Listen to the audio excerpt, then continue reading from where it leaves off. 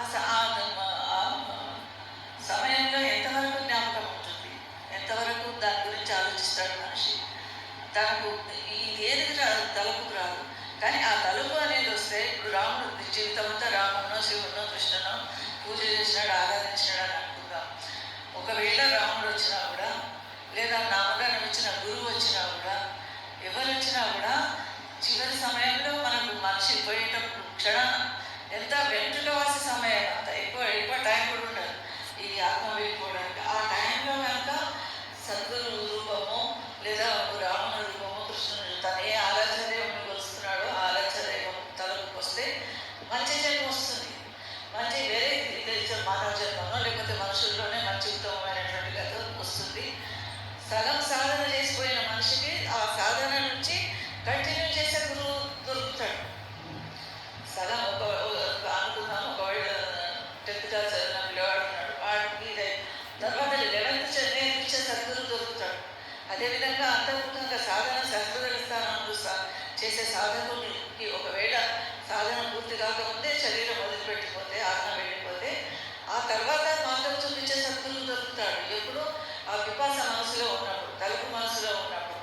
లేకుంటే ఆ సమయంలో కనుక వేరే వేరే ఆలోచనలు వస్తే ఆ రూపాన్ని కాకుండా ఎంతమందికి వస్తుంది ఆ రూపం, ఎంతమందికి వస్తుంది దైవస్థానం, ఎంతమందికి ఆ క్షణ వెళ్ళే సమయంలో ఎన్నో విధాల శారీరక బాధలు ఉంటాయి, కష్టాలు ఉంటాయి. ఆ రోగాల మీదనో లేకపోతే కుటుంబం మీదనో వ్యాపారాల మీదనో మనసు ఉంటుంది. కానీ ఈ జనన మరణ చక్రం నుంచి బయటపడదామన్న ఆలోచన ఉండదు. ఆ రామస్మరణను రామనామస్మరణ ఏదో ఆ స్మరణ అనేది మరపుకు వస్తుంది.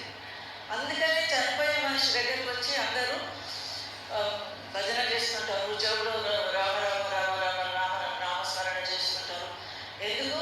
కనీసం ఇది మనసులోకి వెళ్తుంటారన్నా, చెవుల్లోకి వెళ్తుంటారన్నా ఆ మనిషి మనసు అటువైపు మళ్ళాలని ఆశ. ఆ విగతాత్మకు వెళ్ళిపోయిన ఆత్మకు శాంతి కలగాలని ఇదంతా జరుగుతుంది. అయితే దీనికందరికీ కారణము సత్సంగాలు. అది అవసరము ఇందుకోసమే. జీవితం అంతా సత్సంగానికి రావడము, మహారాజు మాటలు వినడం, ఆచరించేటప్పుడు ప్రయత్నం చేయడం, ఇదంతా ఈ అంత్య సమయంలో మనకు అవసరం రావడానికి కోసమే, అవసరం వస్తుందని మాత్రమే, దానికోసమే ఇదంతా మనిషి మానవ ప్రయత్నాలని. సత్సంగానికి రావడమే కర్మ. తర్వాత వాటిని విని ఆచరించాలనుకోవడము అదొకటి. తర్వాత తపస్సు, ఇది తపస్సు. ఆచరించాలనుకోవడము, శ్రద్ధగా వినడము, మహారాజు చెప్తున్న మాటలను మనసులో అతికించుకోవడము, సద్గురువు మీద ధ్యాస దృఢంగా ఉండడము, ఇదంతా తపస్సు. తర్వాత వ్యవహార జీవనము, దైనందిన జీవనము సరైనదై ఉండాలి, సత్యసంధులమై ఉండాలి. ఆ సత్యసంధత ఎంతవరకు పాటిస్తున్నాం అనేది ఎవరి మనసుకు వాళ్ళకే తెలుస్తుంది. ఎవరు చెప్తే కాదు. ఒక ముందర నటన చేసే వాళ్ళు ఉంటారు, ఎంతో భక్తుల్లాగా నటించే వాళ్ళు ఉంటారు. కానీ అసలు పైన భగవంతుడు కూడా చూసేవాడు ఉంటాడు. మనము మనుషులలో మోసం చేసి కానీ దేవుడిని ఎవరు మోసం చేయలేరు కదా. అందుకనే సత్యసంధులో ఉండాలనేది కబీర్ సాహెబ్ అందుకే అంటాడు, సాంచేయపోయిన పది చెయ్యి చూటే జగుపతి ఆయ్, గలీ గలీ గోరస్ ఫిరే మధురా బయట వికాయ అంటాడు. సాంచేయపోయిన పది చెయ్యి, సత్యాన్ని ఎవరు నమ్మరట, ఎవరు ఆచరించారు. సాంచేయపోయిన పది చెయ్యి చూటే జగుపతి ఆయ్. ఈ అబద్ధం అనేది అందరికీ నచ్చుతుంది, మహా ఇష్టమైపోతుంది. ఎవరైనా అబద్ధాలు చెప్తుంటే అబ్బా చెవులని అటు పెట్టి మనం జాగ్రత్తగా ఉంటారు. సత్యం చెప్తుంటే వినబుద్ధి కాదు, అబ్బా ఏముంది లేదు, ఈ సత్యసంధతో ఏం జరుగుతుంది. సత్యాన్ని పాటించిన వాళ్ళు ఎంతమంది కష్టాలు పాల్గొనలేదు. మనం ఎందుకు అటువైపు నడవడం అనుకుంటాం. సాంచేయపోయిన పది చెయ్యి చూటే జగుపతి అయి, గలీ గలీ కోరస్ ఫిరే మధురా బయట వికాయ. ఎందుకు గలీ గలీ కోరస్? ఆవు పాలను అమ్మేవాడట, ఇల్లు తిరిగి తప్పాల మీద నెత్తి మీద ఎత్తుకొని ఇల్లు తిరిగి పాలు అమ్ముతుంటాడు. మధుర సారాయి మత్తు పదార్థము కూర్చున్న దగ్గరికే జనాలు లైన్ కట్టి నిలబడి తీసుకుంటారు, కొనుక్కుంటారు. అంటే మంచి అనేది ఎవరికి అక్కర్లేదు, ఎవరికి ఇష్టం కాదు అని సాయం చెప్తున్నాడు. అందుకే ఈ సత్సంగానికి రావడం వల్ల కనీసం నేర్చుకోవాల్సింది ఏంటి? గురు మహారాజు అనేక పుస్తకాలు, దాదాదేవి మహారాజు ఎన్ని గ్రంథాలు, వేల గ్రంథాలు రాసినాడు. ఇవాళ ఇప్పుడు ఇక్కడ స్టేజ్ మీద కూర్చొని మనం చెప్పేటి సగం వింటారు, సగం పోతాయి. ఆ సగం పోయిన వాటిల్లో కూడా ఒక పావు శూన్య మహారాజు శివమంగళ మహారాజు వస్తారు. ఇప్పుడు 6 నెలలకు 2 నెలలకు ఎప్పుడు వస్తారు చెప్తారు. చెప్పేటప్పుడు మనం ఎంతమంది మీద ఎంత శ్రద్ధగా కాన్సన్ట్రేషన్ పెట్టి మరీ వింటున్నాము లేదు. అందులో సగం మాట ఎగిరిపోతాయి. మళ్ళీ ఒక 4 రోజులు పోయినాక ఏమన్నా మొన్న మహారాజు ఏం చెప్పిండో చెప్పమంటే ఇంకా పావు కూడా 5-6 మాటలు అయిపోయి ఇంకా కొన్ని రోజులు అయిన తర్వాత ఆయన మర్చిపోతాం. అందుకని దాతాదాయజీని ఎవరు అడుగుతారు, మహారాజు నువ్వు పోయిన తర్వాత హుజూర్ నీ శరీరం పడిపోయిన తర్వాత మాకు మార్గదర్శనం ఏంటి అంటే మహారాజు అంటాడు, నా దర్శనం కావాలనుకుంటే నా సాహిత్యాన్ని చదవండి అయ్యా, నేను అందులో జీవించే ఉన్నాను, నా పుస్తకాలలో నేను జీవించి ఉన్నాను అంటాడు. వాటిని చదవవలసిన అవసరం ఉన్నది. మహారాజు పేరు గిన్నిస్ బుక్లో కూడా ఎక్కింది దాతాదాయ పేరు. ఇప్పుడు 25 సంవత్సరాలు 94 మాట నేను చెప్తున్నాను. 94లో మేము వారణాసి పోయినప్పుడు, ధామ్కి పోయినప్పుడు గోపీగంజ్కి లింగమాయ అంకులు ఉండే. లింగమాయ అంకులు ఈశ్వరయ్య మహారాజు, ఈ అనసూయ, చాలామంది పోయినాం అప్పుడు. ఈ మాణిక్రావు వాళ్ళ ఫాదర్ సతయ్య శెట్టి, ఆయన భార్య, చాలామంది 28 మంది పోయింటాం. గంగమ్మ కూడా వచ్చింది. అయితే మేమందరం అక్కడికి వాళ్ళ దాతాదాయ వాళ్ళు ఉన్నారు. ధామ్ పాతధామ్ ఉజడ్ వ్యాస ధామ్ అంటారు. పడిపోయింది ఒక ధామ్, పాతధామ్. దాని వెనకాల వాళ్ళ పాలలు ఉన్నారు. వాళ్ళ ఇంటికి పోయినప్పుడు వాళ్ళు చెప్పారు దాతాదాయ గారు ఇంగ్లీష్ పుస్తకం. దీనివల్ల ఏంటిది, ఇది స్థిరత్వం. మనకి సంత మార్పులు ఎంతమంది వచ్చారో వాళ్ళు ఏంటి స్థిరత్వాన్ని స్థాపించబోతున్నారు. వాళ్ళు ఉన్నా లేకపోయినా, ఎదురుగా లేకపోయినా వాళ్ళ శిక్షణ పరమాత్మ ఏ రూపంలో వస్తున్నాడు, సద్గురు రూపంలో వచ్చి మనకు జ్ఞానబోధ చేస్తున్నాడు. అది ఏ రూపంలో అయినా, వాక్కు రూపంలో, రచన రూపంలో, ఏదో ఒక రూపంలో. లేకపోతే 60 ఏళ్ళ నాడు ఆ బాయిజీ మహారాజ్ సంపాదకత్వం వహించి ఆ పుస్తకాలను ప్రింటింగ్ ఇచ్చి వాటిని చూసి, ఇవాళ పాత పుస్తకాలు చూడండి శిథిలం అయిపోయినాయి, బ్రౌన్ కలర్కి వచ్చినాయి పేజీలని. ఇవాళకి కూడా అవి మనకు మార్గదర్శనం చేస్తున్నాయి. ఇవాళ మనం తయారు చేసుకున్న పుస్తకాలు కూడా భవిష్యత్తులో ఏ కొంతమందికి జీవితానికి మార్గదర్శనం చేసినా కూడా మన జన్మ ధన్యమైపోయినట్టే. ఎందుకంటే ఈశ్వరయ్య మహారాజు ఎట్లా వచ్చి సంతమతంలోకి రాదు. లేకపోతే ఇస్తేనే చదివి ఏదో రద్దీలో పాత కాగితాలు అమ్ముకుంటున్నాడు ఒక ఆయన.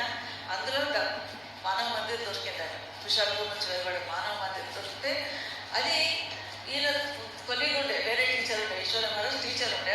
ఆయనతో పాటు ఇంకొక టీచర్ పనిచేస్తుంది. ఆయనకు వాకిట్లకు పాత పేపర్లు, న్యూస్ పేపర్లు అమ్మేటందుకు వస్తే ఈయన చదివింటలేదు. ఏదో పుస్తకంలో చూద్దామని చూస్తే బాగా అనిపించింది. భరద్వాజ మహారాజ్ సత్సంగాలు ఎవరికి నచ్చవు, ఎవరికైనా ఎట్లాంటి వాడికైనా నచ్చుతాయి. అది చూసి చదివి బాగున్నది కదా అని తీసుకొచ్చి ఈశ్వరయ్య మహారాజు చూపిస్తే ఆయన ఆ రకంగా భరద్వాజ మహారాజు ఉత్తరం రాసినట్ట, నేను నీ దగ్గరికి వచ్చి రావాలనుకుంటున్నా, దర్శనం చేసుకోవాలనుకుంటున్నా, మార్గం ఏదంటే ఆయన 2 అడ్రస్ ఇచ్చిందంట. ఒకటి సికింద్రాబాద్లో ఆనందరావు మహారాజు ఉంటాడు, 2వది నిజామాబాద్లో నందు వైద్య మహారాజు ఉంటాడు. మీరు 2 చోట్ల ఎక్కడికైనా వెళ్ళి నువ్వు ఈ మతంలోకి రావచ్చు అని చెప్పి మహారాజు ఆజ్ఞయిస్తే, సికింద్రాబాద్ దగ్గర కనుక ఇక్కడికి వచ్చి ఆనందరావు మహారాజు దగ్గరకు వచ్చి ఆయన దగ్గర నుంచి నామదాన్ని తీసుకొని ఇందులోకి రావడం జరిగింది. కారణం కేవలం ఒక పుస్తకం, అదెవరో రద్దీలో వేయడం ఏంటి, దృష్టికి రావడం ఏంటి. అట్లాగే ఇది వృధా కాదు, రాత రూపంలో ఉన్నది స్థిరంగా ఉంటాయి. అన్నమయ్య కీర్తనలు 32,000 కీర్తనలు రాసిండు. అది ఏ శతాబ్దంలో రాసిండైనా, ఎన్ని వందలేళ్ళైనాయి. ఈరోజు ఒక రాజు రాగిరేపుల మీద రాపించి వాటికి స్థిరత్వం ఏర్పాటు చేశాను. కాగితాల మీద రాస్తే అవి కూడా పోతుండే, శిథిలం అయిపోతుంటే, కొన్ని రద్దీలో పోతుంటే, కొన్ని చిరుకాగితాలు చెందిపోతుంటే, కొన్నింటికి చెదలు పడుతుంటే. విషయం ఏంటిదంటే సంత మహాత్ములు ఏది బోధ చేస్తున్నారో అది మనము అక్షరాల తూచా తప్పకుండా ఆచరించవలసిన అవసరం ఉంది. గురువు ఆజ్ఞను ఇంకా ఆచరించాలి. భరద్వాజ మహారాజు గడ్డం పెంచుకున్నాడు. గడ్డం ఎందుకు అని ఒక రోజు ఏమవుతుంది, ఎవరు అడుగుతారు గడ్డం ఎందుకు అని. దాతాదాయజీ ఒకరోజు ధామ్లో పోతాడు. ఈయన భరద్వాజ ధామ్ పోతాడు. ధామ్ పోయినప్పుడు పొద్దుటి పూట షేవింగ్ చేసుకుందామని అద్దం పెట్టుకుంటాడు, షేవింగ్ సెట్ దగ్గర పెట్టుకొని చేసుకుందామని కూర్చుంటాడు. అక్కడి నుంచి దాతాదాయజీ చూస్తాడు, దూరం నుంచి ఆయన చౌపాయి మీద కూర్చుంటాడు. అదేంటిది నులకతో నల్లిన మంచం ఉంటుంది, దాని మీద కూర్చొని ఉంటాడు. ఫకీర్ ఈనాటి నుంచి నువ్వు గడ్డం చేసుకోవద్దంటాడు. ఆసే దాడి మత్కరణ మనలాంటి వాళ్ళమైతే నేను ఆఫీస్కి పోతా అందరి ముందర నాకు ఒక వికారం ఉంటుంది, అట్లా నేను కట్ చేసుకోవద్దంటే ఎట్లా కష్టం, ఏది క్వశ్చన్ లేదు, ఎదురు జవాబే లేదు. ఆయన నోటి నుంచి ఏది వస్తే అది పాటించలే, అదొకటే. ఎదురు ప్రశ్న లేదు, లోపల కూడా ఉదయించలేదు, లోపల కూడా ఎందుకు ఎట్లా అనే మాటనే పుట్టలేదు మహారాజ్కి. మా గురువు నోటి నుంచి వచ్చింది నేను పాటిస్తాను అంతే అని ఏం చేసిండు. అది ఆ రోజు నుంచి ఆయన క్షౌరం చేసుకున్నాడు మానేసి, గడ్డ చేసుకున్నాడు మానేసి. అందుకని గురువార్త, ఆ గురువార్త కోసమే 94 ఏళ్ళ 95 ఏళ్ళ వయసులో కూడా స్లీపర్ క్లాస్ ఏసీ క్లాస్ రావాలని లేదు, ఎంత సింపుల్ జీవితం గడపాలో అంత సింపుల్ జీవితం గడిపి గురువు ఆజ్ఞను పాటించేటప్పుడు ప్రయత్నం చేసిన మహారాజ్. అటువంటి వాళ్ళు మనకు ఆదర్శము. వీళ్ళని ఎందుకు తలుచుకుంటున్నాము, ఇప్పుడు వీళ్ళ పుట్టినరోజులు ఎందుకు చేసుకుంటున్నాము, వాళ్ళ పుస్తకాలు ఎందుకు చదువుకుంటున్నాము, అసలు వాళ్ళ ప్రస్తావన వాళ్ళని ఎందుకు జ్ఞాపకం చేసుకుంటున్నాం అంటే వాళ్ళు ఇచ్చిపోయిన జ్ఞానము భండారము మనకు ఎదురుగా ఉంది. దాని గురించి ఒకటి కాదు, అనేకమైనటువంటి సంఘటనలు. ఒక రాజస్థాన్ ఎవరు వివేకానందుడు ఉంటాడు. వివేకానందుడు అమెరికా పోతుంటాడు. చికాగో యూనివర్సిటీ నుంచి ఆయనకు పిలుపు వస్తుంది. పిలుపు వచ్చినప్పుడు ఆయన పోతాడు. పోయేటప్పుడు ఏం చేస్తాడు, రాజకీయతడి అనేది ఒక ఊరు ఉంటుంది రాజస్థాన్లో, ఒక రాష్ట్రంలో కనపడిచిన ప్రదేశం ఇలాగా అంటున్నాను. ఆ ప్రదేశానికి ఆయన రాజు, జమీందారు లాగా, పెద్ద జమీందారు రాజు భూస్వామి. ఆయన వివేకానందుడి మీద చాలా విశ్వాసం ఉంటుంది. చాలా తెలివైనడు, మన దేశానికి కీర్తి పేరు నిలబెడతాడు అని వివేకానందుని చూసి, ఆయన జ్ఞానాన్ని చూసి ఆయన గర్వపడుతుంటాడు రాజకీయతడి రాజు. ఆయన ఏం చేస్తాడు, వివేకానందుడు అమెరికాకు పోతున్నాడట అని పిలుస్తాడు. పిలిచి ఆయనకు సంతోషం పెట్టాలని మంచి మంచి బట్టలు ఇస్తాడు, డబ్బులు ఇస్తాడు. ఒక 3-4 రోజులు ఆయన ముందు భోజనాలు ఏర్పాటు చేస్తాడు. ఇదంతా ఏర్పాటు చేసి చివరికి ఆ రోజుల్లో ఇప్పట్లాగా ఇవన్నీ సౌకర్యాలు లేవు కనుక ఒక నాట్యకారిని పిలుస్తాడు, నృత్యం చేస్తాడు. అది నృత్యం చేస్తుంటే ఈయన కోసమే ఏర్పాటు చేస్తాడు. సభలో ఈయన కూర్చుంటాడు, ఆయన రాజు కూడా కూర్చుంటాడు, వివేకానందుడు కూర్చుంటాడు, ఇంకా కొంతమంది సైనికులు కూర్చుంటాడు. ఆమె నాట్యం ప్రోగ్రాం మొదలైంది. నాట్యం ప్రోగ్రాం మొదలైన తర్వాత వివేకానందుని కనిపిస్తుంది. నేను రామకృష్ణ పరమహంస లాంటి ఒక సంత మహాత్ముని శిష్యుని, నేను ఈమె డ్యాన్స్ కూడా ఈమెను అర్థిస్తుంటే నేను చూసిపోయింది, ఈమె ఆఫ్టర్ ఈమె స్థాయికి నేను దిగజారిపోతాను అనుకుంటాడు. అనుకొని తక్షణం అక్కడి నుంచి లేచి వెళ్ళిపోతాడు. ఇంత తలుపు దాకా కూడా వాడు, గేటు దాకా కూడా వాడు. అప్పుడు ఏమొస్తుంది, ఒక తులసిదాస్ భజన, సూర్దాస్ భజన పాడతారు. ప్రభుజీ మీరు అవగుణ మధ్య చిత్తున ధరో అనేది ఒక పాట ఉంటుంది, ఒక సూర్దాస్ భజన. ఆ భజన పాడతారు. పాడేసరికి ఆయనకు మనసు అనేది, ఎందుకంటే సహృదయులు భగవద్భక్తులకు నిష్కల్మషమైన హృదయులకు ఒక్క మాట చాలని బాణంలాగా గుచ్చుకుంటారు, బాణంలాగా గుచ్చుకుంటారు. వేరే వాళ్ళకి ఎంత చేసినా కూడా, 10 సార్లు చెప్పినా కూడా ఏం లాభం ఉండదు. ఆయన ఏం చేస్తాడు, ఎప్పుడే ఆ మాటకు, ఎందుకంటే భగవంతుని దగ్గర తేడా లేనప్పుడు నేను ఎందుకు తేడా చేస్తాను అని ఎంతకొస్తాడు. ఎంతకొచ్చి ఆమె కాళ్ళ మీద పడి, అమ్మ నా తప్పు క్షమించు, నీ గురించి నేను తప్పుగా ఆలోచించిన విషయం. అంటే మంచి మనుషులకు ఒకటే మాట, ఒకటే ఒక పదం చాలు, ఒక పదం చాలు. దాన్నే ఒకటి గొంగడి భక్తితో పోలుస్తారు. భక్తి 3 రకాలు. ఒకటి గొంగడి భక్తి, కంబళి భక్తి. 2 తేలియా భక్తి అంటారు. 3 ముత్యాల భక్తి. ఫస్ట్ గొంగడి భక్తి అంటే ఏంటి, సత్సంగాలు ఇక్కడ కూర్చుంటాడు. వచ్చిన శూన్య మహారాజు, ఫకీర్చంద్ మహారాజు ఇక్కడ వచ్చి కూర్చున్నారు. శ్రీ వెంకటేశ్వర మహారాజు కూర్చున్నారు. కూర్చొని చెప్పేసి మాటలు చెప్పినప్పుడు అన్నీ విన్నాం. విని తర్వాత కొంచెం అయిన తర్వాత మళ్ళీ ఇంకో సత్సంగం వచ్చేసరికి ఇంకో ఆదివారం ఈ మాటలు ఏమి జ్ఞాపకం ఉండవు, అదొకటి కూడా మళ్ళీ పెట్టడానికి ప్రయత్నం చేయాలి. ఒక రకం. వీళ్ళను గొంగళి భక్తి అంటారు, కంబళి భక్తి అంటారు. భక్తి మహారాజు వచ్చినప్పుడు మంచిగా దర్శనం చేసుకోవడం, ప్రసాదాలు పంపించుకోవడం ఇవన్నీ చేస్తాం.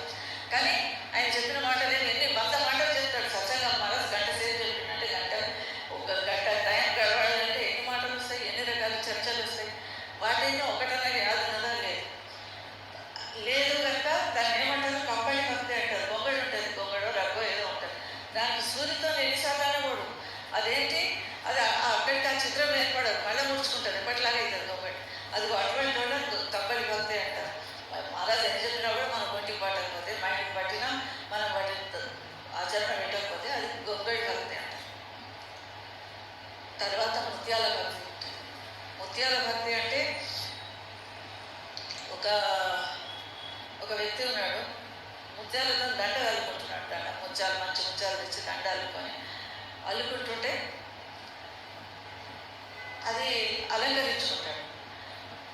ఎట్లా ఒక సంత మహాత్ముడు మహారాజు వచ్చి మాటలు చెప్తుంటే విని వాటిని కొన్నైనా వాటిని తన ఆచరణాత్మక జీవనంలో గడిపినప్పుడు ఏం జరుగుతుంది, వాటిని తాను అన్వయించుకుంటాడు. మహారాజు చెప్తున్న మాటలను నేను ఎంతవరకు పాటించగలుగుతున్నా, ఎంతవరకు ఇది నేను వీటి లోపల నుంచి నాకేది సరిపోతుంది అనేది కాదు, ఆయన ఏది చెప్తాడు తూచా తప్పకుండా పాటించేటప్పుడు ప్రయత్నం చేస్తాను. ఏం చేస్తాడు, వాటిని ఒకటి ఒకటి ఒకటి తీసుకొని ఆ మాటలను జ్ఞాపకం చేసుకొని చాలా కాలం కింద పరందేజీ మహారాజు అక్కడికి వచ్చి సత్సంగం చెప్పేవాడు. ఇక్కడికి కూడా వచ్చేవాడు, కానీ హన్మకొండలో సత్సంగం చేస్తే ఇప్పటికునే నా దగ్గర ఆ కాగితాలు పేపర్. సత్సంగం అయిన తర్వాత హన్మకొండలో సత్సంగం అయిన తర్వాత హైదరాబాద్కి వచ్చింది. పేజీలు తీసుకొని వైట్ పేపర్లు తీసుకొని నేను రాసుకునేదాన్ని, మహారాజు చెప్పిన మాటలన్నీ రాసుకునేదాన్ని. ఇప్పటికున్నాయి పాత పేపర్లలో ఉన్నాయి. అంటే అవి జ్ఞాపకం చేసుకోవాలి. జ్ఞాపకం చేసుకొని పేపర్ మీద మనం రాసి పెట్టుకుంటే అది ఇంకా స్థిరంగా ఉండిపోతుంది. అట్లా గుర్తుపెట్టుకుంటారు. ఇటువంటి భక్తిని ఏమంటారు, ముత్యాల భక్తి అంటారు. వాక్కులు వారి నుంచి ఏ వస్తున్నాయో అవి ముత్యాల కంటే, వజ్రాల కంటే, రత్నాల కంటే విలువైనవి. మహారాజు నోటి నుంచి వస్తున్నమాట. వాటిని ఒకటి ఒకటి ఒకటి అన్వయించుకుంటే ముత్యాలు ఎన్ని ఏరుకొని ఒక దండ మెడలేసుకుంటే ఎంత అందంగా ఉంటుంది. అంటే ఈయన జీవితం కూడా అంత అందంగా మారిపోతుంది. గురువు గారి వచనాలను మనం విని ఆచరణాత్మక జీవనంలో గడిపినప్పుడు మన జీవితం కూడా అంత బాగుపడుతుంది. ఇది ఎంత వేసుకుంటే ఎంత అందంగా కనిపిస్తున్నాడో మనసు అంత అందంగా తయారవుతుంది. ఇది ముత్యాల భక్తి. ఇంకొకటి తేలియా భక్తి. తేలియా భక్తి అంటే నూనె చుక్క. ఇట్లా ఈ తేలియా భక్తుడు చాలా ఉత్తమ శ్రేణికి చెందిన భక్తుడు అనమాట. ఈ గొంగడి భక్తుడు 3rd క్లాస్, ముత్యాలవాడు 2nd, తేలియా భక్తుడు 1st, ఉత్తమోత్తమ స్థాయికి చెందిన భక్తుడు. తేలియా భక్తుల లక్షణం ఏంటి? తేల్ అంటే నూనె.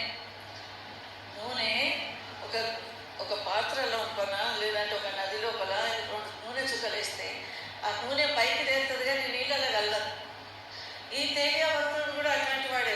గురువుగారు చెప్పిన మాటలు అది తనకు సపరేట్గానే ఉంటుంది. అందులో ప్రపంచంలో ఇరుక్కోడు, చిక్కుకోడు. ఏ విధంగా అయితే కమలం పువ్వు బురదలో ఉంటూ కూడా బురదను అంటించుకోదు, ఈ తేలియా భక్తుడు కూడా ఇదేది ప్రపంచంలోని స్వార్థాలు, మోసాలు, ద్వేషాలు, ఈర్ష్యలు ఇవన్నిటిని అతీతంగా వీటన్నిటిని అధిగమించి వీటికి అతీతంగా ఉండి తనకి ఏది కావాలో అది గురువు దగ్గర నుంచి వచ్చిన వాక్కు తీసుకొని దానికి అనుగుణంగా జీవితం గడుపుకుంటాడు. అటువంటి వాడు తేలియా భక్తుడు. మనమందరం ఆ ఉన్నత శ్రేణికి చెందిన వ్యక్తులకు కావాలనేదే సద్గురు ఆకాంక్ష. సద్గురు మహారాజ్ పదే వచ్చి చెప్తున్నది, మనం మేల్కొల్పుతున్నది ఎందుకు? మనను జనన మరణ చక్రం నుంచి బయట పడేస్తారు. ఎందుకంటే మళ్ళీ ఉడుతున్నాం, మళ్ళీ చేస్తున్నాం. ఆఖరి ఎంత ఇవాళ ఒక్క 1,000,000 జనం వచ్చేది పట్టుకాయ. మహారాజ్ ఏమంటాడు, ఇహతం దుర్లభ తున్నే బాయ. ఈ నర శరీరాన్ని ఎప్పుడు దొరికింది నీకు? 1,000,000 జన్మలు, 1, 2, 3, 4, 5, 20, 60, ఇది లెక్క కాదు. 1,000,000 జన్మల నుంచి గడిచింది. మనకు తెలియదు. మనం రామాయణ కాలంలో ఉన్నాము, భారతం కాలంలో ఉన్నాము, ద్వాపర యుగంలో కూడా ఉన్నాము.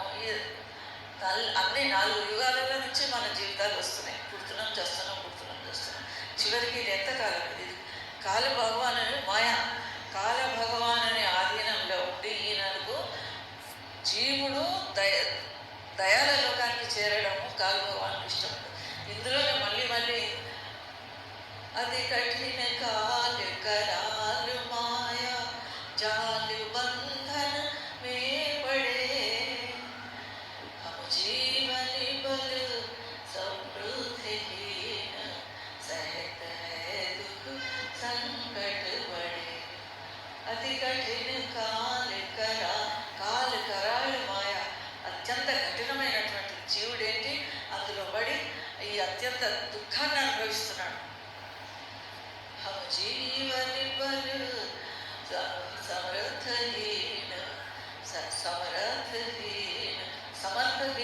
సమర్థులం కాము అని చెప్తున్నాడు.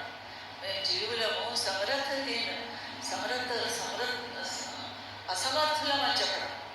సమర్థహీన సహత హై దుఃఖ సంకట బడే.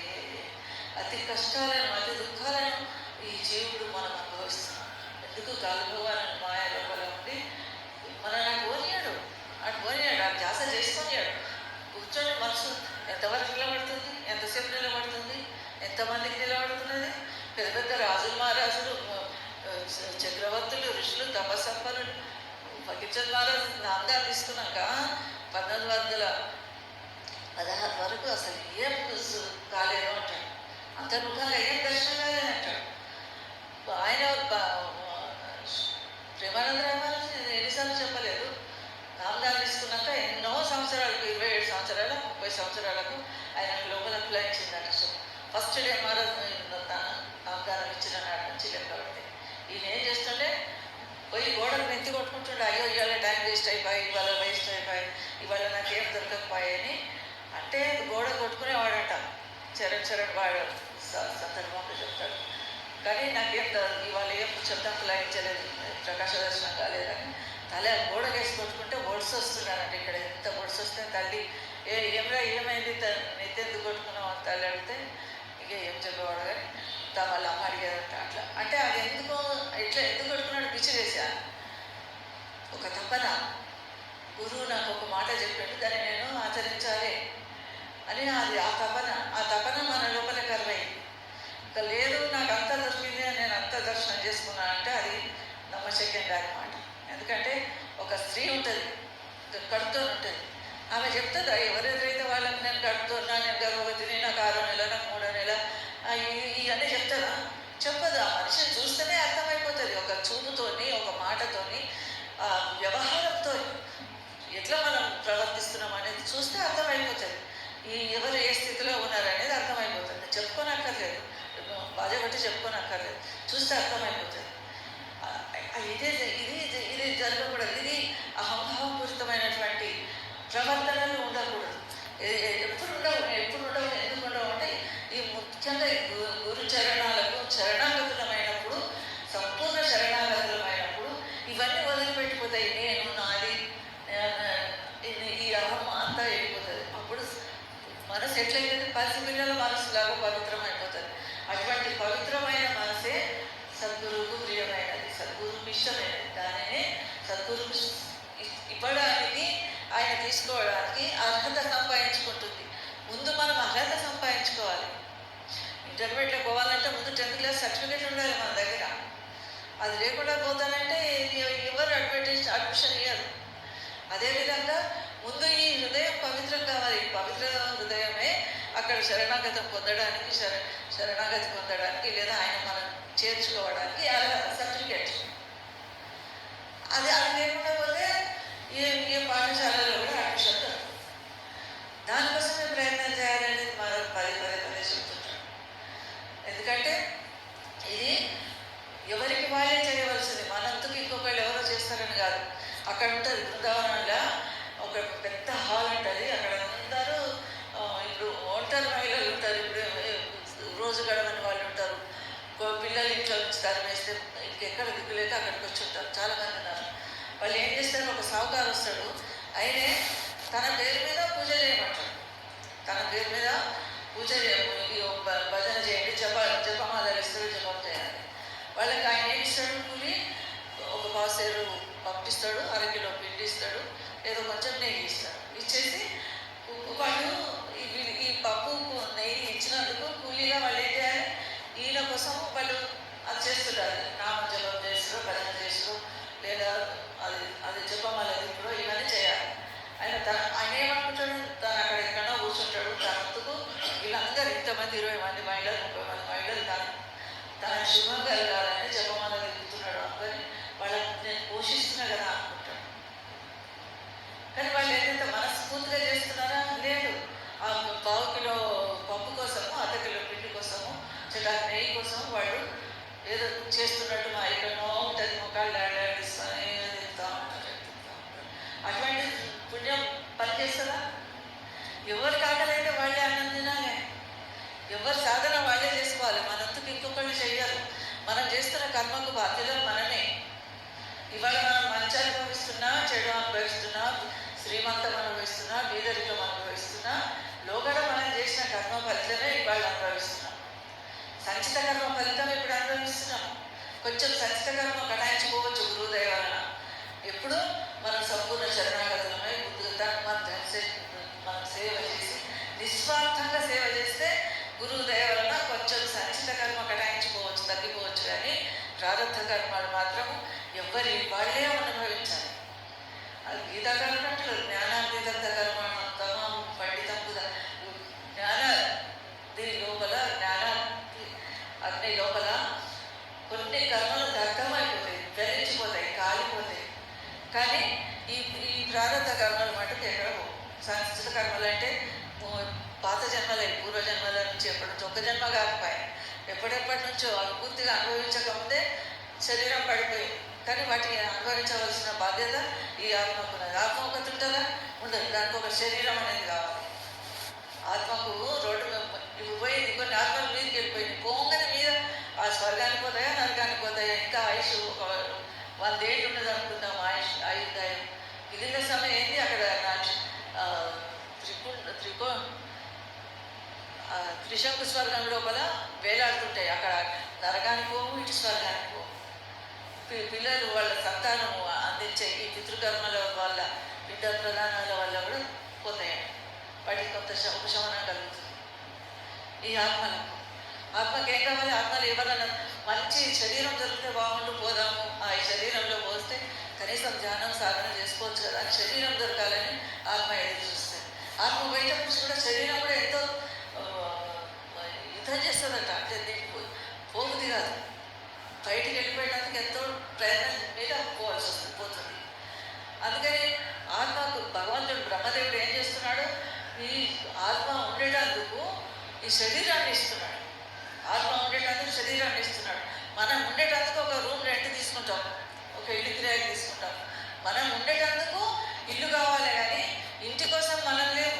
ఒక ఇల్లు రెడీగా ఉన్నదంటే ఇంటి కోసం కాదు, మన కోసం మనం ఉండేటందుకు, ఇంత తిని పండుకొని ఉండేటందుకు ఒక ఇల్లు కావాలి కనుక మనకి. అట్లాగే బ్రహ్మదేవుడు ఆత్మ ఉండేటందుకు ఈ శరీరాన్ని మనకు రెంట్కి ఇచ్చాడు.